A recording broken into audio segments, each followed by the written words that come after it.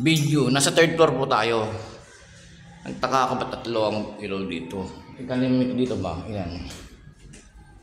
Dalawa lang dito. Yun. Tsaka ito. Kaya dito sa mga dito, kung galing kang hagdanan, kanan, dito papuntang Iris.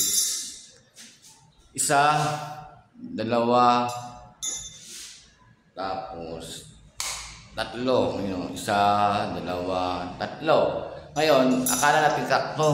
Itong nasa bubong. Aking na-realize pala, bossing. Kwarto. Kasi ganyan din ang kwarto. Hugis. Kaso, nilagyan nila ng ganito. Pabago-bago sila ng isip, no? Kaya yan, ganyan ng kwarto. Ito yung pintuan. Pattern ng yan. Kaya parang mga ibang poste, may mga ganun, may mga sulat-sulat dito. Linya-linya, akala mo crack din. Yun. Yun, na-realize na natin. Dapat lalagyan ng kwarto to. Ito yun. Yan. Okay, bye.